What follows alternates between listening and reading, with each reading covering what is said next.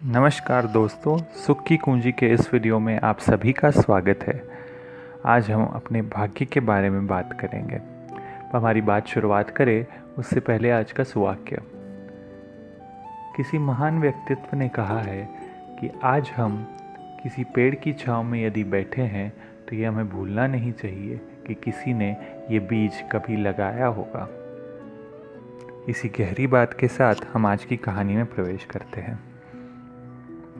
ये कहानी एक बालक की है जिसके भाग्य में विद्या नहीं थी, जिसके हाथ में विद्या रेखा ही नहीं थी। उस बालक के माता पिता तो बचपन में ही गुजर गए थे। उसकी दादी उसका देखभाल करती थी। उसकी दादी को उसकी भविष्य की चिंता रहती, इसलिए ज्योतिषों को बुलाकर उसके भाग्य, उसकी हाथ की रेखाएं दिखाया करती। ज्योतिष जब उसके पास आते, उसकी हाथ की रेखा देखते तो कह देते ये बालक आगे पढ़ नहीं पाएगा क्योंकि इसके हाथ में विद्या रेखा ही नहीं है। दादी परेशान हो जाती, फिर कहीं नए और ज्योतिषों को दिखाती, पर जितने भी ज्योतिषों को दिखाती सब वही बताते कि इस बालक के हाथ में तो विद्या रेखा है ही नहीं, ये पढ़ नहीं पाएगा। बालक भी ये सुन सुनकर काफ़ी परेशान हो गया था। फिर एक दिन जब किसी ज्योतिष को वापस उसकी दादी ने बुलाया उसका हाथ देखने के लिए, तो फिर ज्योतिष ने वही कहा कि तुम्हारे हाथ में विद्या रेखा नहीं है। पर बालक अब इतना परेशान हो चुका था, इतना गुस्सा आ गया था उसे कि उसने ज्योतिष से कहा, बताइए महाराज, हाथ में विद्या रेखा होती कहाँ है। तो ज्योतिष ने उसको अमुक जगह बता दी कि यहाँ पे विद्या रेखा होती है।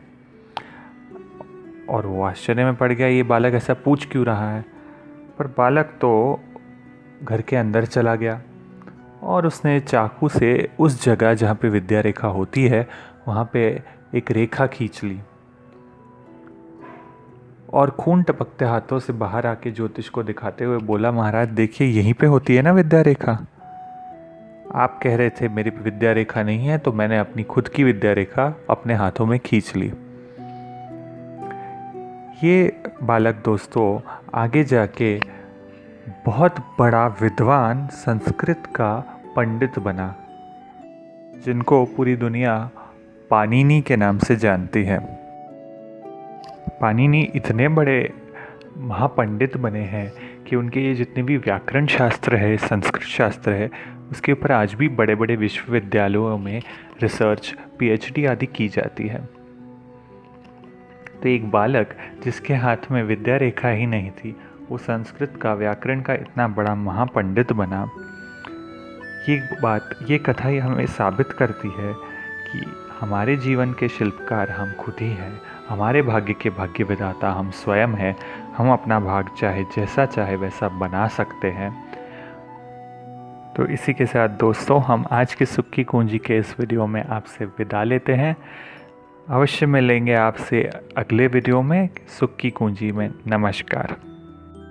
ऐसी ही प्यारी और सुंदर सुख की कुंजियों की कहानियाँ और सदुपदेशों के लिए हमारे चैनल को सब्सक्राइब करना ना भूलें। और अगर आपको ये वीडियो पसंद आया है तो इसे लाइक करना ना भूलें। धन्यवाद।